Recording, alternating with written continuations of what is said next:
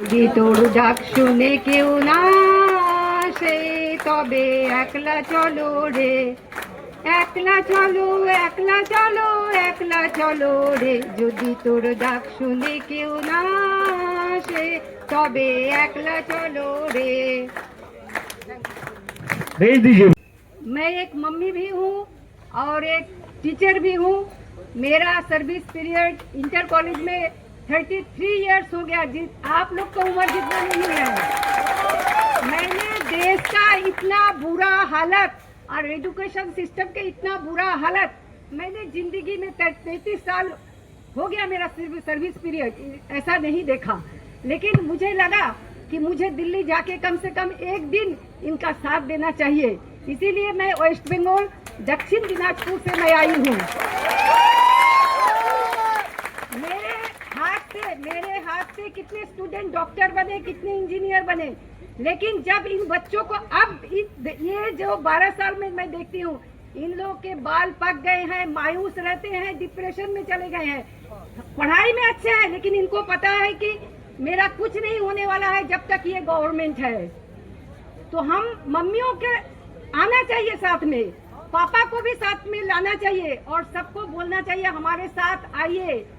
मैं सबाई जो होता है ना, एकला चलो रे, एकला चलो रे, हम लोग साथ सब लोग चलेंगे तभी हमारा ये जो आंदोलन है ये चलेगा।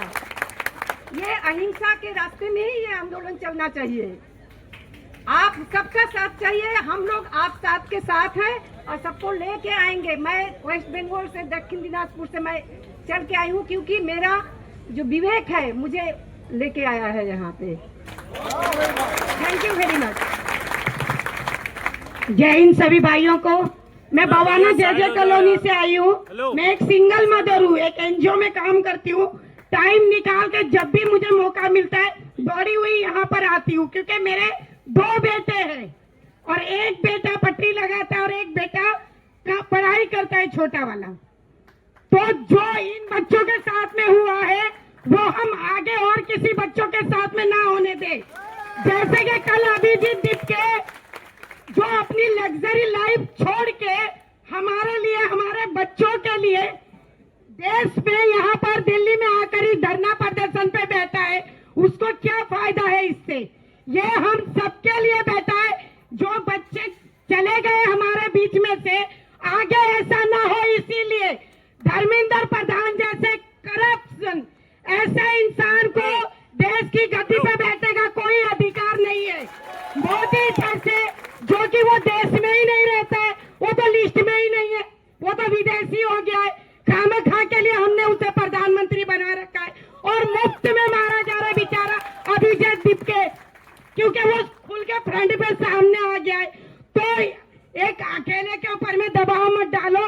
अब हम सबको, जैसे मैं माँ हूँ, मैं यहाँ पर आई हूँ और टाइम निकाल के मैं आती हूँ, मुझे अच्छा लगता है यहाँ पे उसको मोटिवेट, उसको उसके सामने रहना अच्छा लगता है क्योंकि वो बच्चे का रील्स देखा मैंने। वो कल पुलिस वालों के पैरों में गिर गया, कभी पानी के लिए तो कभी तिरपाल के लिए तो कभी खाने के लिए। कब तक के हम अपने ही देश में करप्शनों के पैरों में गिरेंगे? कब तक गिरेंगे हम दूसरों के पैरों में? हमारी रोटी, हमारा घर, हमारा अधिकार, ये कौन होते हैं हमें रोकने वाले? ये कौन होता है हमें रोकने वाले? अभिजीत दीपके एक अच्छा बच्चा जो कि वहां से अपनी पढ़ाई लिखाई पढ़ रहा है, लिख रहा है, उसकी भी फैमिली है, उसकी भी तो माँ रोती होगी। उसकी हर माँ को डर लगता है जब अपना लाल घर से बाहर जाता है। मैं भी एक माँ हूँ, मेरा बच्चा बाहर जाता है, मुझे भी डर लगता है कहाँ गया, अभी तक नहीं आया, अभी तक नहीं आया। तो उसकी माँ पे क्या बीतरी होगी ये बताइए आप, जो कि दुश्मनों के जंजाल में घेरे में अकेला बैठा हुआ है।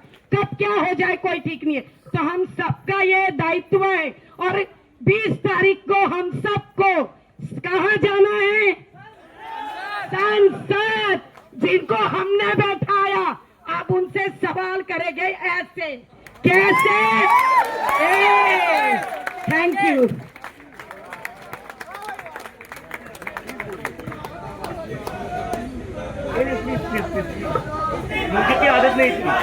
मुझे भी आदत नहीं थी।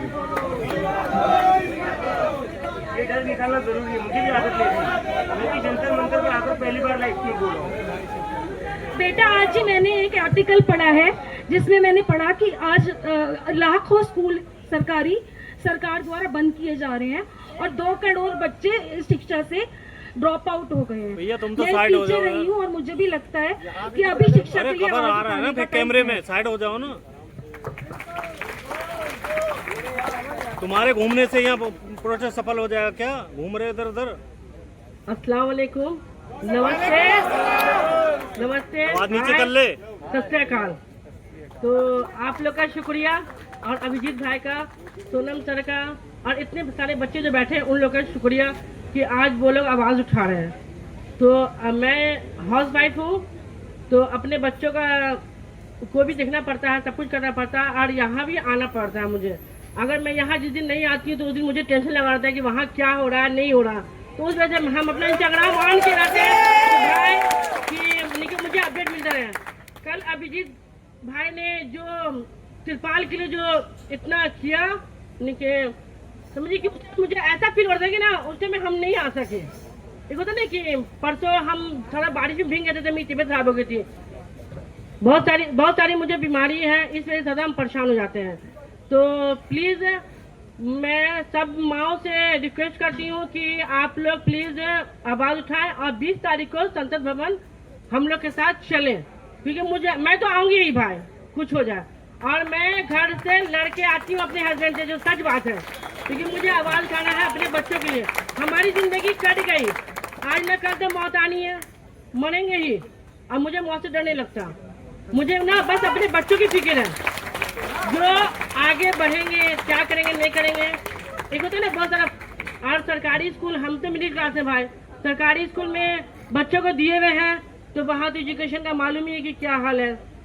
तो थोड़ा सा प्लीज़ आप लोग भी रिक्वेस्ट करने की करते हैं और हम सब माओ से रिक्वेस्ट करते हैं। ये नहीं कि हम सेल्फिश हो कि हम मुसलमान हैं तो ये हमारी लड़ाई नहीं है।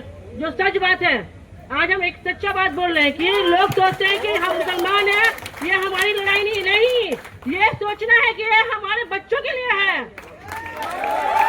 जब सीएए एनआरसी जब हुआ था, मुझे लगता है जंतर मंतर ने एक मैसेज तो दे दिया कि यहाँ हिंदू मुसलमान नहीं चलेगा। यहाँ पर सब हम माँ है, माँ का कोई धर्म नहीं होता, तो कोई भी कोशिश ना करे जंतर मंतर को हिंदू मुसलमान में बांटने की। अभी तो यहाँ पर सिर्फ बच्चे हैं और सोच लो मेरी जैसी सारी माएँ आ गई तो सरकार कहाँ जाएगी? कहाँ? अमेरिका। मेलेडी लूट में बटेगी, लूट में।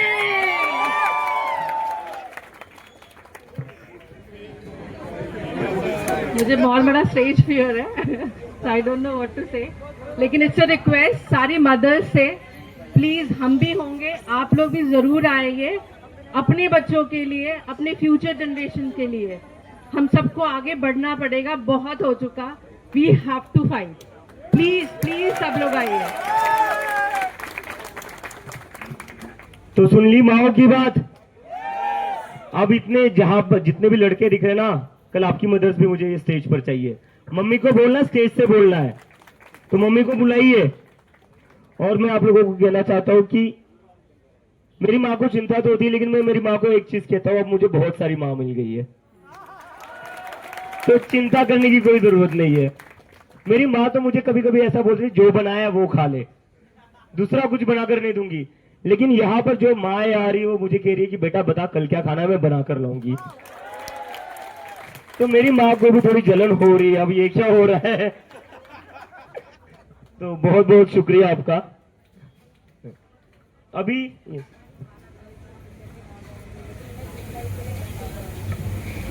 मैम कह रही है 12 तारीख की टिकट थी वापस जाने की, लेकिन कैंसिल कर रही है क्योंकि 20 तारीख को संसद चलना है।